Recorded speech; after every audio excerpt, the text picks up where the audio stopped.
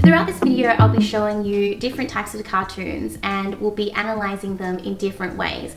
But if you prefer to read, or if you wanted to see more examples, then I welcome you to check out my blog because there's more content there for you to learn from.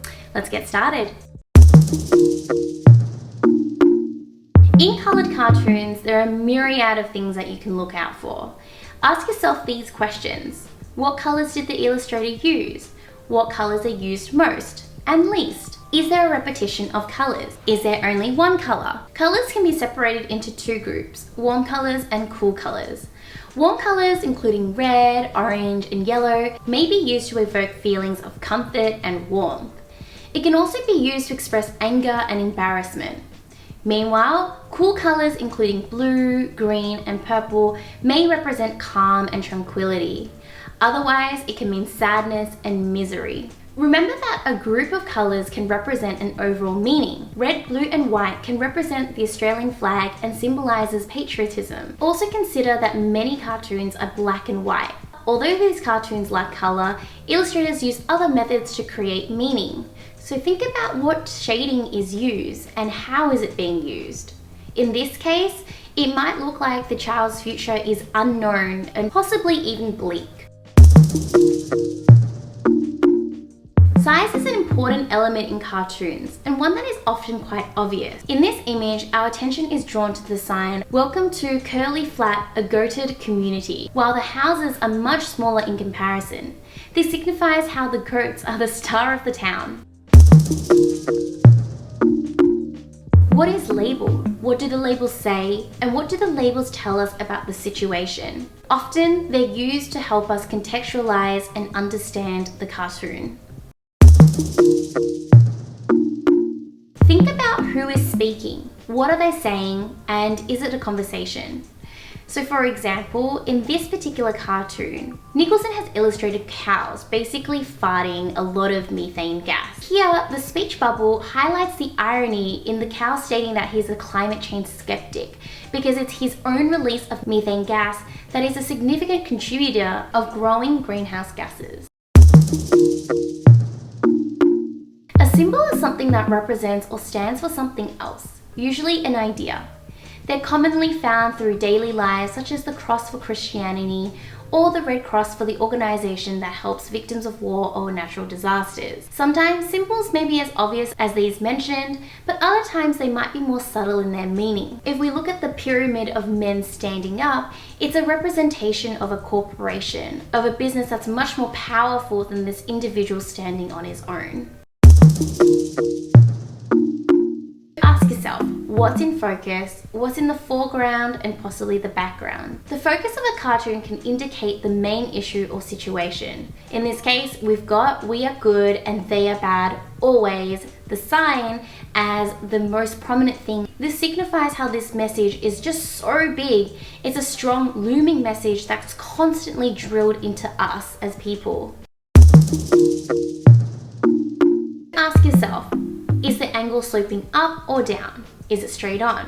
Is it from behind or front on? Angles often provide readers an indication of the status of particular people or things. If an angle is sloping down, then it creates an image of a smaller person or item. This indicates weakness, inferiority, and powerlessness.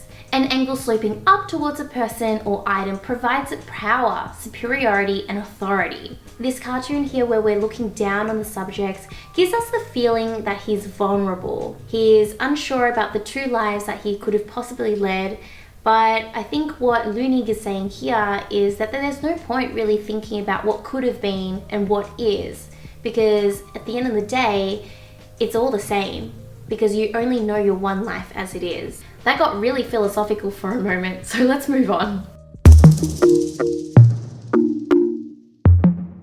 The tone of a cartoon can indicate the illustrator's attitude and stance towards the issue. Here we've got North Koreans and their weapons of war. The analysis could be that although North Korea has made significant technological advances with their nuclear weapons, it's ironic that their other tools of war remain underdeveloped, perhaps since the Middle Ages, as the catapult implies. For For me, it seems like Mark Knight is making fun of the North Koreans. He doesn't take them seriously. If you're unsure about tone and the different types of tones that are out there, then I'll link for you my 195 tones vocabulary list, which you can download and use for your own studies, and basically pull it out anytime you're looking at a cartoon, any visuals basically, and any article as well, because you can basically skim through the tone list and see what you could use. These are key to characters' thoughts, feelings, and emotions. So ask yourself, what facial expressions are used? Do they change, especially with cartoons that are sequential? How does one person's expression compare to another? Here we've got Mark Knight's cartoon where Prince William is introducing Kate Middleton to his royal family. While Prince William appears to be proud and excited to introduce Kate to his family, his fiance's expression demonstrates that perhaps she might be a little bit apprehensive about the event. Most of the time, cartoons are attached to articles and usually draw upon a point contended by the writer of the article. So ask yourself, does the cartoon support or oppose the article? Is it relevant or irrelevant?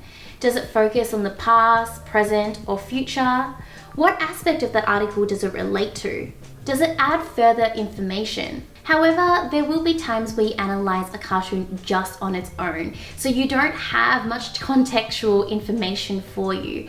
But that's why these 10 tips come in super handy, because you can think of them as a checklist, and especially when you get stuck or you're not quite sure what the argument being presented is or the contention, then these 10 things will help guide you hopefully towards the right path. If you found this video helpful, rather than liking the video or even commenting down below, I'm going to ask this time that you leave a review for me on Lisa's Study Guides on either Google or Facebook.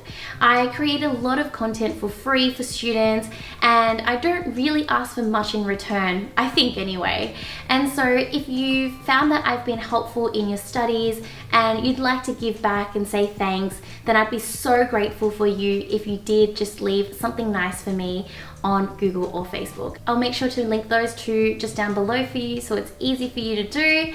And thank you so much for taking the 2 minutes that it will take out of your day, and I'll see you guys next time. Bye!